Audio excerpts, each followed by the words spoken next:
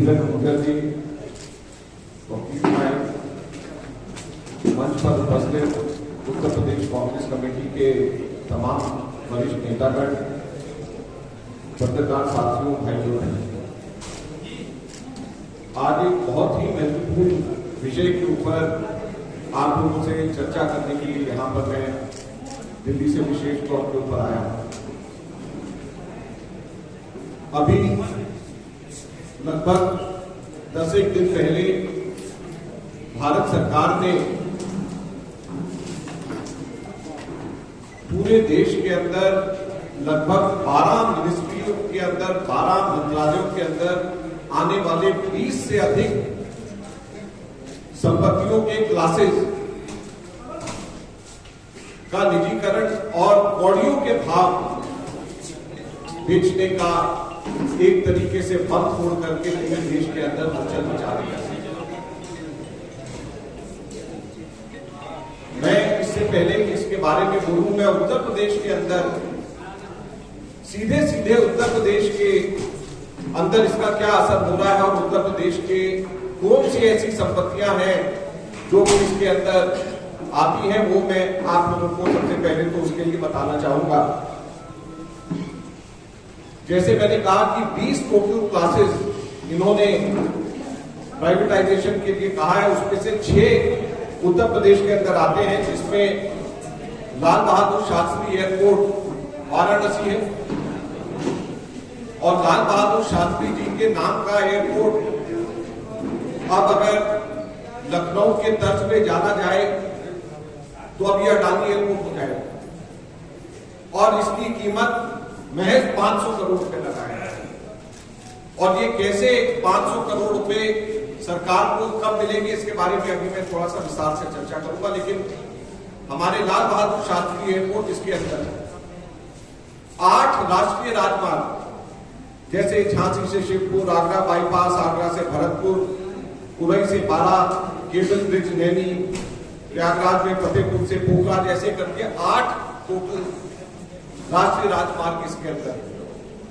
Sports authority of India Sai का centre Lucknow का मोदी सरकार की देन है और दोनों इन जुड़वा बच्चों ने पूरे देश के अंदर गरीब और मध्यम वर्गीयों के ऊपर दोनों इन जुड़वा बच्चों ने पूरी तरीके से अपना एक आतंक पूरे देश के अंदर फैला दिया है। ये हमारा कहना है। मोदी जी किसी भी अपने स्वतंत्रता दिवस के भाषण में इंफ्रास्ट्रक्चर डेवलपमेंट की बात हमेशा करते हैं और यह भी कहा जा रहा है कि ये जो 6 लाख करोड़ रुपए इकट्ठे होंगे, इन 6 लाख करोड़ का इस्तेमाल हमारे इंफ्रास्ट्रक्चर पाइपलाइन के लिए इस्तेमाल किया जाए।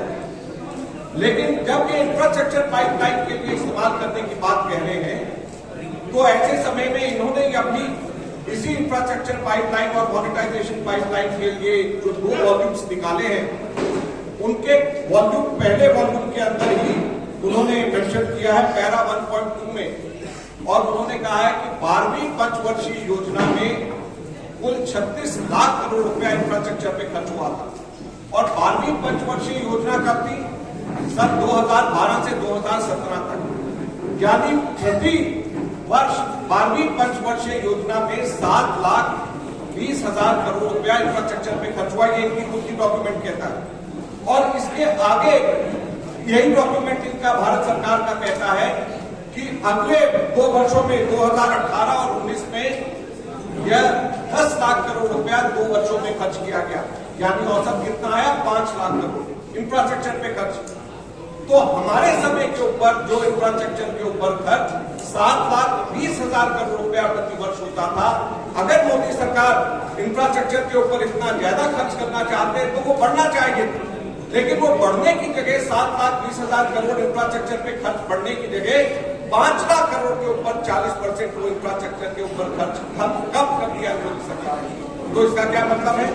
इसका मतलब ये है कि ये जो सारे के सारे देश की जो जमा पूंजी बेची जा रही है, ये कोई इंफ्रास्ट्रक्चर को बढ़ाने का मकसद नहीं है। इसका सीधे मकसद ये है कि अपने मित्र पूंजीपतियों के हाथ कौड़ियों के भाव हमारे देश का इंफ्रास्ट्रक्चर दे दिया जाए, उनके कौड़ियों के भाव जो 70 वर्ष लगातार कांग्रेस पार्टी ने आप लोगों की, हम लोगों की पैसों से, हमारे टैक्स पेयर से पैसे से जो इकट्ठा किया उसको करोड़ों के भाव में लुटाया जाने का काम करा जा रहा है। आज अब जो है इसके ऊपर आते हैं कि ये कहते हैं कि 6 लाख करोड़ रुपया इकट्ठा होगा।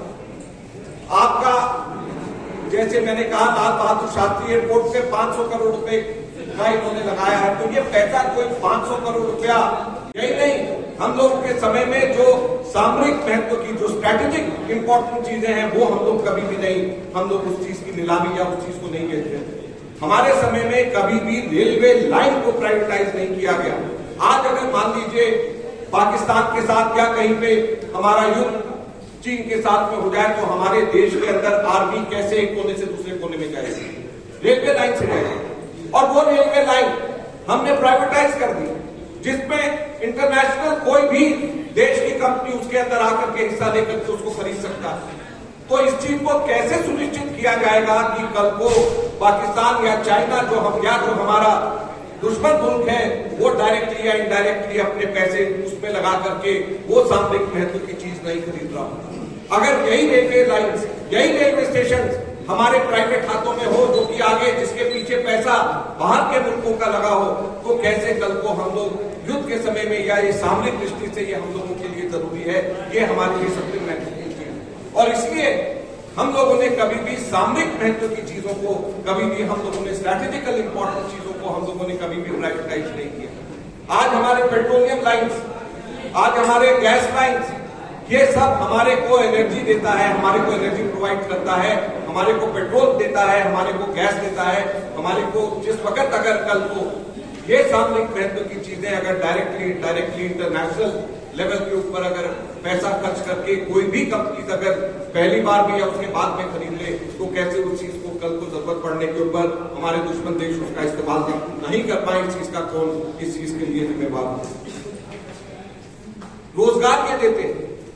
रेलवे में जितना आगे बढ़ता है, हमारे चाहे वो दलित रिजर्वेशन के माध्यम से हो, ओबीसी रिजर्वेशन के माध्यम से हो, ये हमारे को शेड्यूल ट्राइब के रिजर्वेशन के माध्यम से हो, हमारे इन वर्गों के लोगों के लिए ये रोजगार देता है। जब ये प्राइवेट हाथों के अंदर चला जाएगा तो ये रोजगार के अवसर भी इन सब जगहों के ऊपर खत्म हो जाएंगे। इस चीज को भी हमको समझने की जरूरत है। रेलवे में इन्होंने, जैसे मैंने कहा, दिल्ली प्रयागराज रेल लाइन ये क्यों प्राइवेटाइज कर रहे हैं? क्योंकि इसमें सबसे ज्यादा इसमें पैसेंजर्स होते हैं। दिल्ली मुंबई, मुंबई चेन्नई, दिल्ली चेन्नई, ये चुन करके वो रेलवे लाइंस प्राइवेटाइज करे जा रहे हैं जिसमें मैक्सिमम, जिसके अंदर प्रॉफिट होता है। और जब मैक्सिमम प्रॉफिट वाला जब प्राइवेटाइज हो जाएगा, जहां से अभी रेलवे को प्रॉफिट होता है, तो बाकी क्या बच जाएगा? बाकी बच जाएगा लॉस मेकिंग। और फायदा जो होगा, प्रॉफिट जो होगा, वो तो अंबानी प्रॉफिट मिलेगा, और जो नुकसान होगा वो हम सब के सब लोग भरेंगे। कभी भी ऐसा नहीं कि वो अंतरराष्ट्रीय मेडल जीत करके आए, उसको भी निजीकरण उसका भी हो रहा है। वहां पे अब क्लब बन जाएंगे, वहां पर अब क्लब के साथ में रेस्टोरेंट्स होंगी, शादियां होंगी, वहां पे बार खुल जाएंगे, और हमारे बच्चे कहाँ प्रैक्टिस करेंगे, कैसे करेंगे, उस चीज का कोई नहीं, किसी तरीके से कोई रोड मैप नहीं।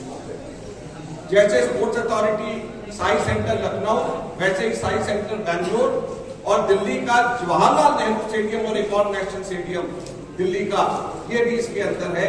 और ये स्पोर्ट्स के अंदर हमारे अच्छी परफॉर्मेंस का इनाम हमारे स्पोर्ट्स के लोगों को ये दे रहे हैं कि यहाँ पे भी सारे के सारे इन स्पोर्ट्स स्टेडियम्स और स्पोर्ट्स अथॉरिटी ऑफ इंडिया के सारे जो नवरत्न एक तरीके से कहा जाता है, और ये मैं कोई अखिल भारतीय कांग्रेस कमेटी के महासचिव के तौर पे नहीं, बल्कि भारत के पूर्व खेल मंत्री के तौर के ऊपर मैं ये कह रहा हूं कि मैं इसके ऊपर, कांग्रेस पार्टी इसके ऊपर सख्त इस चीज के ऊपर एतराज है कि हमारे जो स्पोर्ट्स के इंफ्रास्ट्रक्चर कांग्रेस पार्टी ने जो बनाए हैं, जहां पर से हमारे खिलाड़ी तैयार होकर के अंतरराष्ट्रीय मेडल जीतते हैं, वहां पे उन सब स्पोर्ट्स एरिया और स्पोर्ट्स इंफ्रास्ट्रक्चर का इस प्रकार से निजीकरण का हम पूरा विरोध करते हैं। यहाँ पे स्पोर्ट्स के अलावा किसी और तरीके से कोई भी एक्टिविटी नहीं होनी चाहिए। रेलवे स्टेशन हमारे प्रयागराज यात्री गाड़ी ऑपरेशन, इसके अंदर रेलवे स्टेशन नहीं बल्कि इसका रेल लाइन, इसका प्रयागराज का